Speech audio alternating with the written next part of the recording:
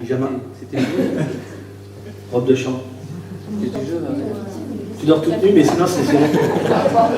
Non, t'as raison, c'est quand même mieux le pyjama avec la robe de chambre que toute nue en fait. Plutôt d'accord en fait. Et si les bons n'allaient pas au paradis, et dans la série de Venez comme vous êtes. Venez comme vous êtes aussi, ben ouais. Ça va comme ça ou pas? C'est bien comme ça, elle. C'est pas le mien, hein, je t'impressionne. Pour elle, ça passe. Pour elle, ça passe. Oui, c'est vrai, on l'a déjà vu dans tellement d'autres tenues. Parfois beaucoup plus laide, hein, quand même. Le mari confirme? Entièrement d'accord. Le nom de cette série, on s'est dit que c'était sympa d'avoir une série qui parle de venir quand on a un bâtiment d'église, en fait. Et j'aime toujours, en fait, j'aime jamais dire venez à l'église. En fait, c'est venez au bâtiment où l'église se réunit. Et je trouve ça plus à propos, en fait. Et on s'est dit venez comme vous êtes. Alors, Ronald McDonald aurait pu la faire, hein, donc vous connaissez les pubs de McDo, hein, venez comme vous êtes. Je trouve qu'ils sont trop forts. Sans blague, hein. Il cite presque la Bible. C'est quand même incroyable. McDonald's qui cite la Bible, quasiment. Venez comme vous êtes. Ouais, c'est américain en fait, c'est ça.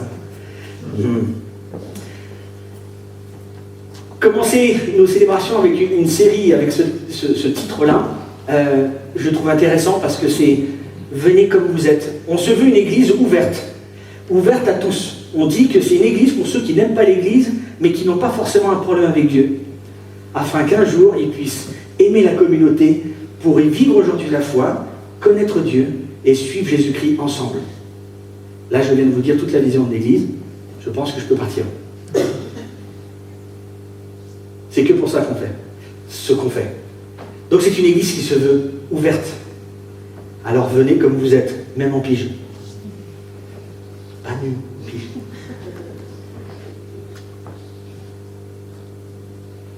Et c'est marrant parce que tu as commencé, il fallait avoir un dress code, hein, je sais pas quoi, un truc comme ça. Ouais. C'est vrai, des fois, il y a des groupes ou des associations ou des choses comme ça où il faut quand même un peu se ressembler tous, un peu être dans le même cadre. Vous voyez, si on n'a pas le costume, bah, ça marche pas bien, quoi. On rentre pas bien dans le moule et c'est pas bon. Et parfois, c'est aussi dans les actes, en fait. Si on n'agit pas tous de la même manière, on pense pas tous la même chose, bah, on a un problème. Très souvent. Et vous savez, c'est le message de Dieu pour chacun, en fait. Venez comme vous êtes. Venez comme vous êtes dans mon paradis, dans l'éternité, en ma présence. Vous mettez plus ou moins ce que vous voulez derrière. Mais en tout cas, c'est venez comme vous êtes. Venez vers moi, comme vous êtes. C'est le message de Dieu. Et pas juste un restaurant, comment on dirait en français, de bouffe rapide. Malbouffe. Non, ça c'est tout de suite un jugement, en fait. Le message global de venez comme vous êtes, afin d'être avec moi dans le paradis, c'est le message du christianisme. Mais du vrai christianisme, d'accord? Donc, en 3 secondes, je vais dire ce que c'est. Je ne suis pas en train de parler de la religion chrétienne, je suis en train de parler du vrai christianisme. Des gens qui suivent ce que Jésus-Christ a pu dire, la manière de vivre de Jésus-Christ. Ça, c'est le vrai christianisme. Ceux qui un jour ont déclaré « J'accepte de constater que je ne suis pas assez bon, je suis même plutôt mauvais en fait quand j'y pense, et que Jésus-Christ a fait quelque chose pour moi. Et je le suis. » Ça, c'est le vrai christianisme. Ce n'est pas le truc de hiérarchie, de religion, de faire ceci, de faire cela, représentation du divin ou de Dieu, une organisation. C'est pas ça le vrai christianisme. Il faut que ce soit très clair entre nous dans les propos que je tiens maintenant. Je ne vous présente pas une religion. Être chrétien, c'est être celui qui suit Christ après avoir accepté le pardon qu'il a bien voulu m'accorder. Et le vrai christianisme, c'est un groupe immense qui réunit toutes ces personnes-là. Parce que comme le disait la chanson tout à l'heure, Dieu, on ne l'enferme pas dans une boîte, on ne l'enferme pas dans une église, on ne l'enferme même pas dans une Bible. Dieu est bien au-delà de tout. Et aujourd'hui, j'ai envie de parler d'une chose très spécifique. Parce que le titre « Et si les bons n'allaient pas au paradis ?» c'est intéressant. Il y a 2 jours, on avait une soirée, jusque tard, avec des amis. Et parce que j'ai quelques soucis avec l'orthographe, la conjugaison, tout ça. Donc j'ai envoyé un SMS à mon assistante en lui disant voilà, le titre c'est ça. Mais avant de taper, j'avais des amis qui étaient là, je sais qu'ils sont bons en orthographe, donc je leur ai dit, mais au fait, parce que là, en plus j'étais fatigué, tout ça, comment on écrit, machin, ok. Je corrige, et il me dit, mais c'est quoi ton truc? C'est quoi ta phrase entière? Alors je lui dis, et si les bons n'allaient pas au paradis? Il me regarde. Ah non, alors là, c'est pas possible ça. T'es le pasteur que j'ai choisi pour célébrer nos 14 ans de mariage, et maintenant t'as perdu la foi. Ah mais je dis, comment ça? Lorenzo, bien sûr que c'est les bons qui vont au paradis.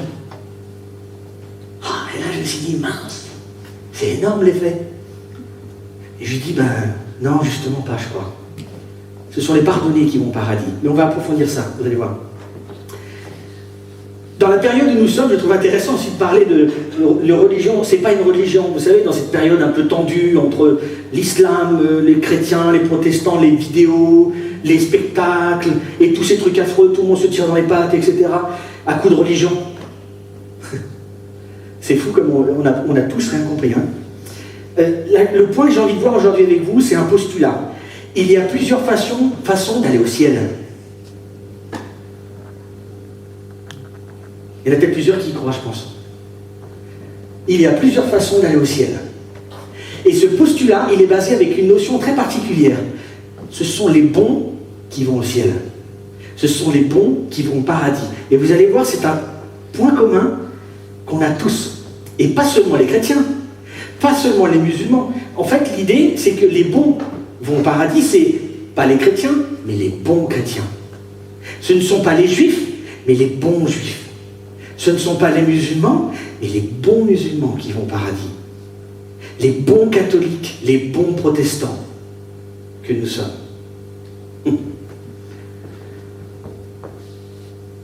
Et le dénominateur commun qu'on a entre les hindouistes, les bouddhistes, les protestants, les cathos et tous les autres, c'est le fait que ce sont les bons qui vont au paradis. On n'a même pas le même Dieu, oublions ça, parce que quand tu regardes la tête du Dieu, quand on le définit chacun dans notre religion, il n'a pas la même.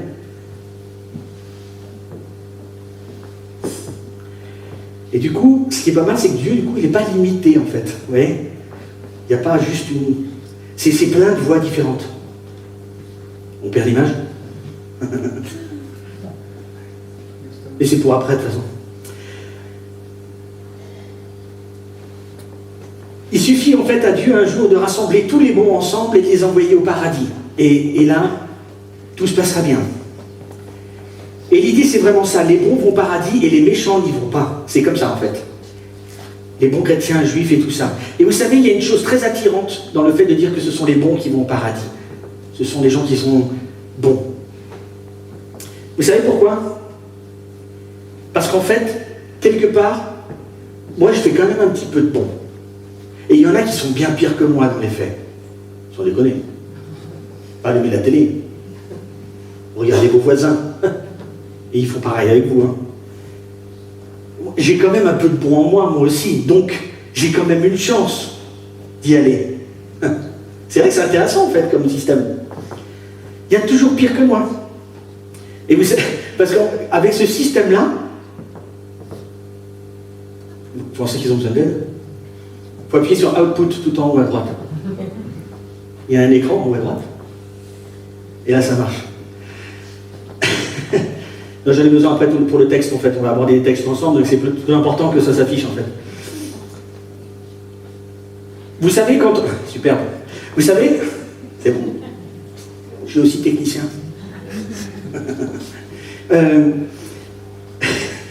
Le fait qu'on pense que c'est les bons qui vont au paradis, ça c'est pour après, ça.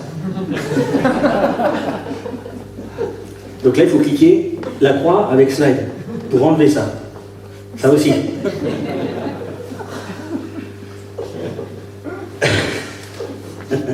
C'est parfait. C'est génial le live. Eh, sans blague, hein? Là, ça vous montre que tout soit parfait, c'est pas notre truc en fait. Alors je reprends cette idée que j'essaie de dire depuis tout à l'heure. Je n'ai jamais entendu, je ne sais pas vous, quelqu'un qui vous dit seulement les bons vont au paradis.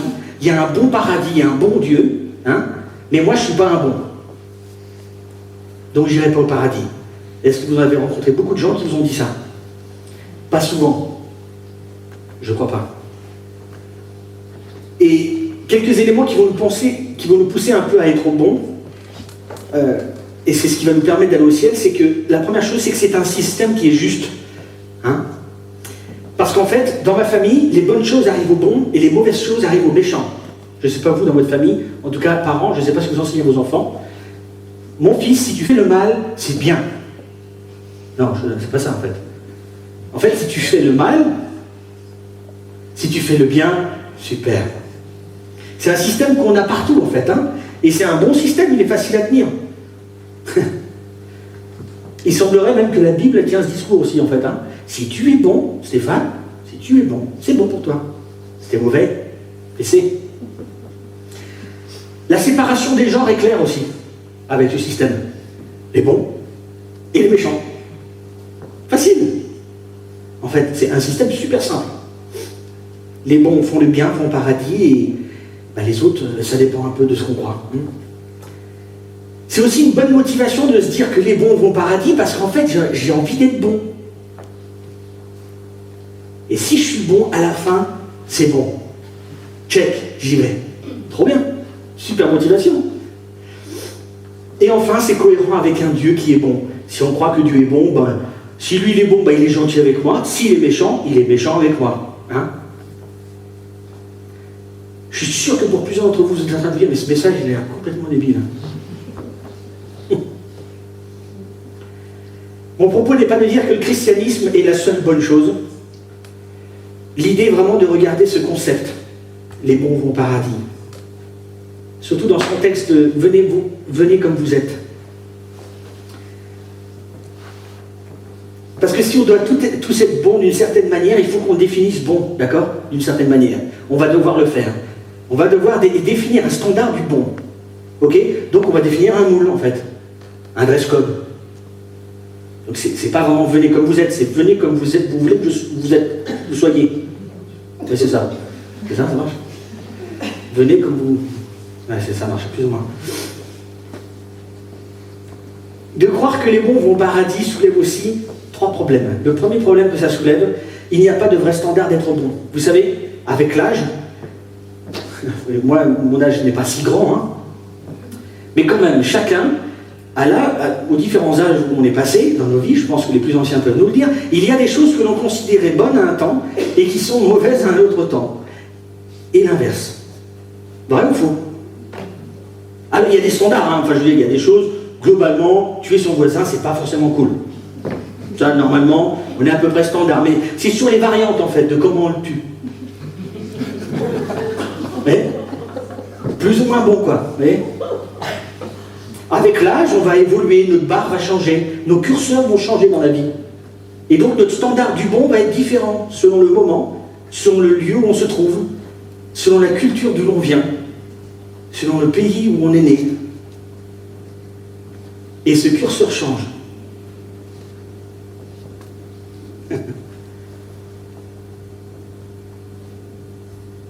Tu sais, Lorenzo, en fait, je me parlais à moi-même.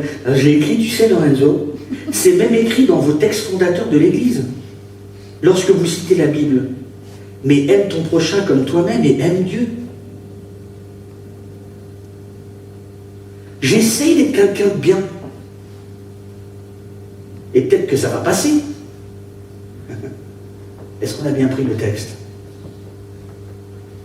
Ceux qui croient déjà en Dieu, ils pensent qu'en accomplissant le bien, ils seront sauvés. Enfin, en fait, c'est par la foi, mais quand même. Tu vois, il faut quand même bien faire les choses. Hein. Parfois, c'est ce qu'on croit, malheureusement. Et à ceux qui pensent qu'on peut être assez bon, c'est impossible. On ne pourra jamais être assez bon. Jamais vous ne pourrez accomplir ceux qui croient, ceux qui se disent chrétiens déjà. Je vous promets que jamais, ici-bas, vous ne pourrez accomplir tout ce qui est écrit dans la Bible. Impossible. Et je vous promets que c'est impossible.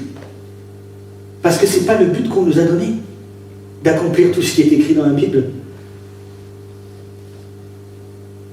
Mais je dois quand même faire... il y a aussi un autre truc, c'est que on a quand même un peu de bien en nous. On doit choisir entre le bien et le mal. Hein? Je vais essayer de faire de mon mieux et ça sera bon après quand je vais me présenter devant Dieu, normalement, si tout va bien, si c'était vrai. Ce n'est pas le but, ce n'est pas ce que vous devez faire d'accomplir tout ce qui est écrit. Alors, le texte de tout à l'heure. La mauvaise nouvelle, c'est que quand on lit la Bible en tant que chrétien, et que si on croit donc que les choses qui sont écrites sont vraies et qu'il faut les vivre, le problème c'est que la Bible, dans Romains 3, tous ont péché, en effet, et sont privés de la glorieuse présence de Dieu. Aïe. Tous ont essayé, ou essaient encore d'y arriver, mais malheureusement, ils n'y arrivent pas, c'est trop dur. L'autre texte qui suit. Il n'y a pas de juste, pas même un seul. Donc globalement, la Bible dit, il n'y aura jamais de bon en fait. En fait, c'est ce qu'il dit en fait. C'est terrible en fait quand je dis ça. En fait, il n'y a pas de bon. Pas même un seul. Mais la Bible nous dit quand même ce qu'il faut faire de bon, non? Enfin, il y a aussi des règles, des lois, des choses à mettre en pratique. Et non. En fait, c'est non. C'est dingue quand même. La Bible nous dit des choses qu'il faut faire pour notre bien. Pas pour être sauvé, pour notre bien. Pour le bien des autres et le bien de moi-même.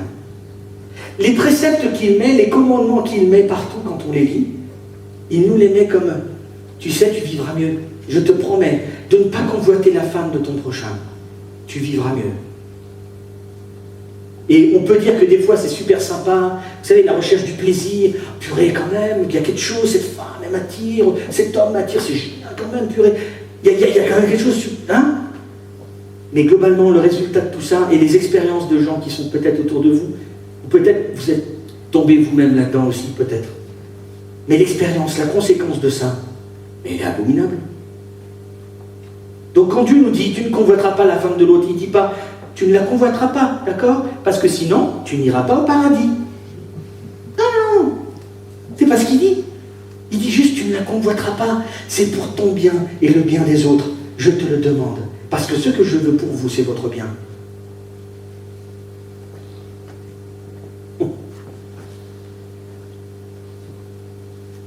Personne ne sera rendu juste par Dieu en respectant la loi et les préceptes de Dieu. Et il n'y a pas un moment où Dieu va nous taper si bien, t'as bien travaillé. T'es quand même pas si mauvais, Lorenzo. C'est bien. Et la Bible enseigne que Dieu a donné la loi, non pas pour nous sauver, ou pour nous donner une récompense d'aller au ciel, ou je ne sais quoi d'autre. La loi et toutes ces lois servent, vous savez à quoi? À nous dire, en fait, purée, mais j'y arrive pas du tout en fait. C'est à ça que ça sert. De voir toutes ces règles et toutes ces lois, c'est juste pour qu'on puisse se dire à un moment, trop dur. J'y arrive pas. C'est trop balèze. En plus, Jésus, il va encore plus loin. Il dit même les pensées, la pensée, le machin. Ah.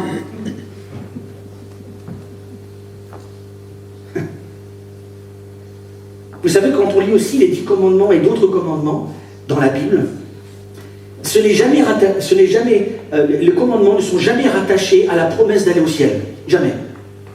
Et vous pouvez chercher partout dans la Bible, et les commandements, il y en a quelques-uns quand même, en fait. Quand on lit, il y a souvent des « tu feras » ou « tu seras » ou « tu iras ». Quand vous lisez tout ça, ce n'est jamais rattaché à « tu iras au paradis ». Si tu le fais, c'est bon. Open bar là-haut.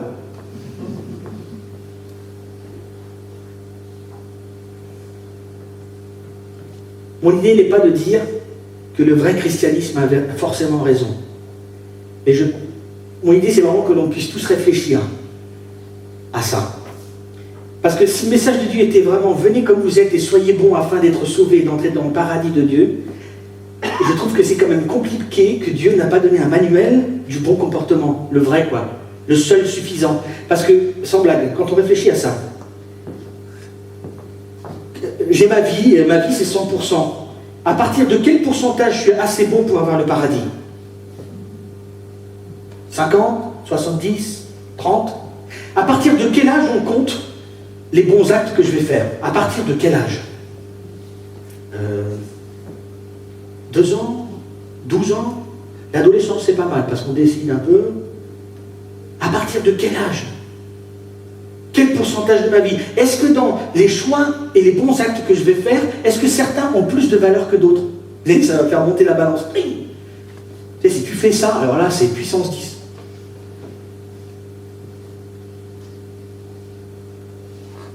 Et qu'est-ce qu'il arrive à ceux qui commencent le bon à être bon tard dans leur vie, presque à la fin? Qu'est-ce qu'il en est pour eux?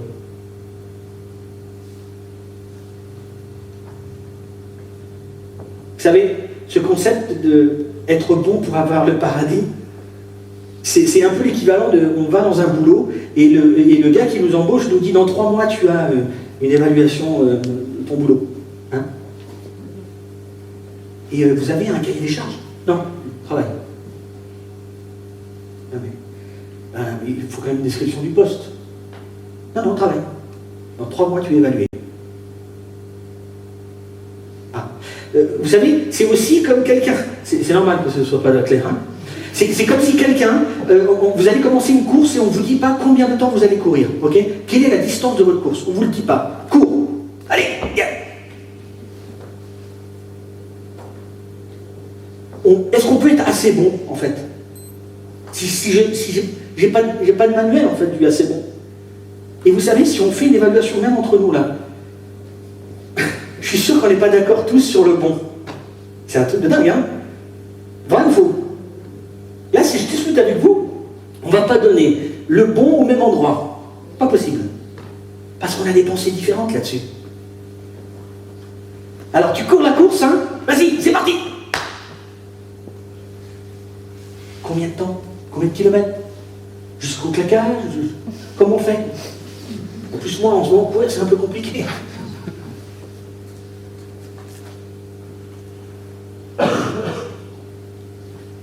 Il est vrai que le christianisme, c'est parfois difficile. Il y a des questions qui sont difficiles et des réponses qui ne sont pas faciles, elles non plus. Mais si les bonnes personnes vont au ciel, alors on a un gros problème, parce que je pense que même la Bible nous pousse à dire que Jésus est presque un menteur, en fait. Rendez-vous compte de cette phrase qu'un espèce de religieux peut vous dire, en fait. Je suis en train de vous dire que si on pense que être bon nous donne le paradis, on fait même de Jésus-Christ lui-même un menteur. C'est fou quand même. Je vais approfondir ça maintenant. Et c'est un point important de cette théorie, de seulement les bons vont au paradis.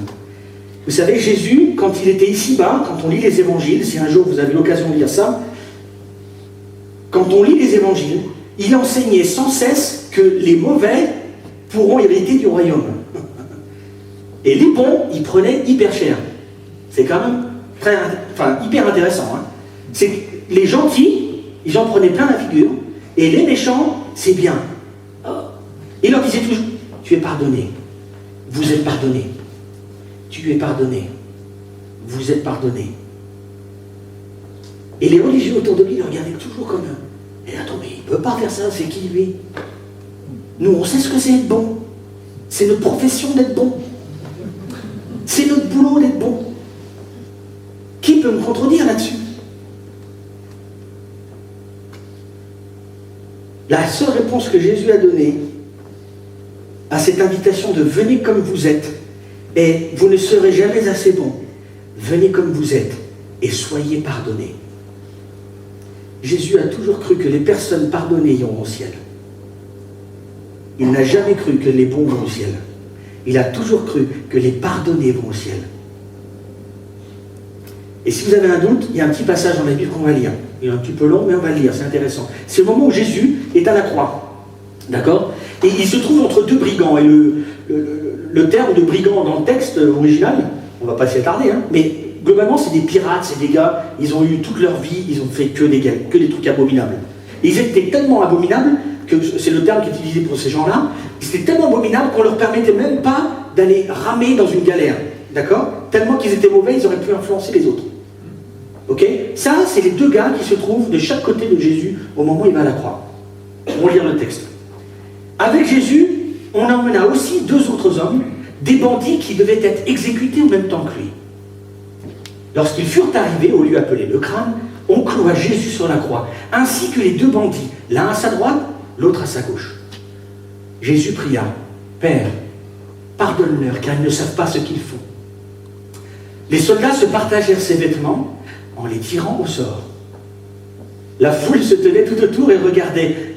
Quant au chef du peuple, il ricanait en disant, « Lui qui a sauvé les autres, qu'il se sauve donc lui-même, s'il est le Messie, l'élu de Dieu. » Les soldats aussi se moquaient de lui. Ils s'approchaient et lui présentaient du vinaigre, en lui disant, « Si tu es le roi des Juifs, sauve-toi toi-même. » Au-dessus de sa tête, il y avait un écriteau portant ces mots. Celui-ci est le roi des Juifs. L'un des deux criminels, attaché à une croix, l'insultait en disant, « N'es-tu pas le Messie? Alors sauve-toi toi-même, et nous avec. » Un peu bête.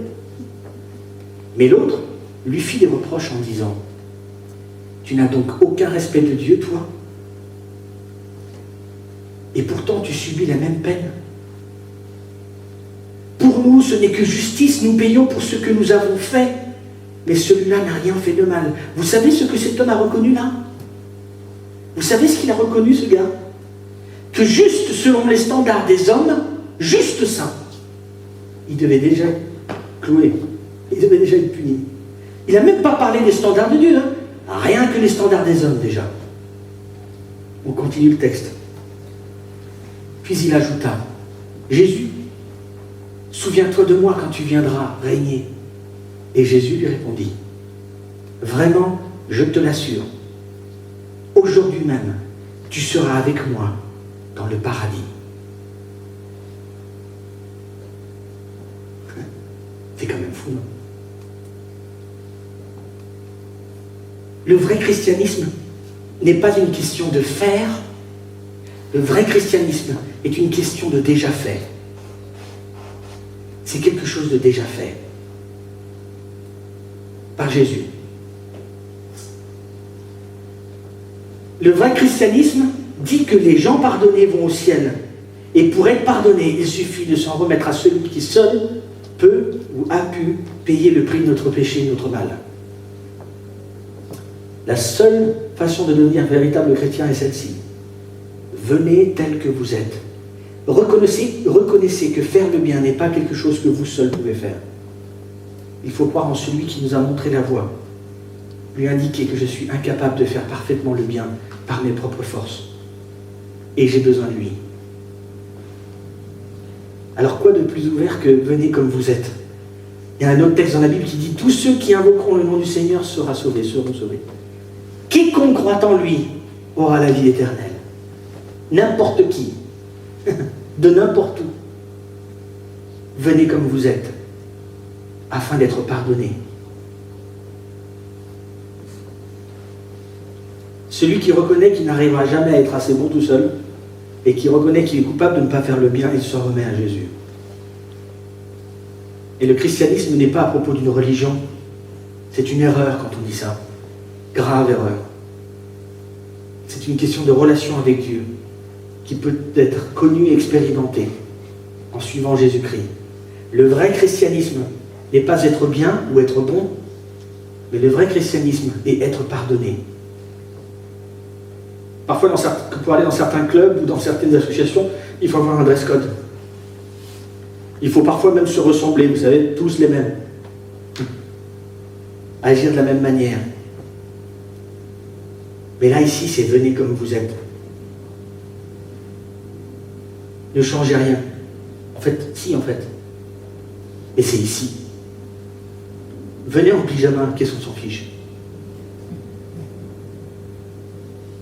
C'est tout d'abord le vrai christianisme, que l'on comprenne bien que même dans ces nouveaux locaux ici, L'important n'est jamais d'être ici. Dieu n'est pas ici. Il est autant ici qu'ailleurs, en fait. L'important n'est pas ce que l'on fait, mais qui nous sommes. Et s'il y a une chose qui serait bon d'avoir en commun, nous tous, et d'être pareils, s'il y avait une chose qu'on devrait avoir tous en commun, c'est d'être tous pardonnés. C'est la seule chose qu'on devrait avoir en commun.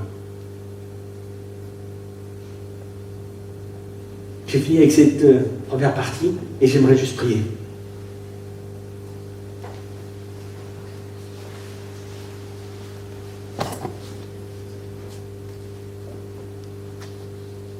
Mon Dieu, merci pour ce temps, ces temps que nous pouvons passer ensemble. Merci aussi pour, oui, on a envie de te dire merci pour ces locaux que nous avons. C'est une joie de pouvoir avoir un lieu où on peut se réunir et faire un peu de nos folies créatives là-dedans. Merci pour qui tu es, merci pour ce que tu as fait. Quelque part, j'ai envie de te dire merci parce que ce ne sont pas les bons qui vont au paradis seulement.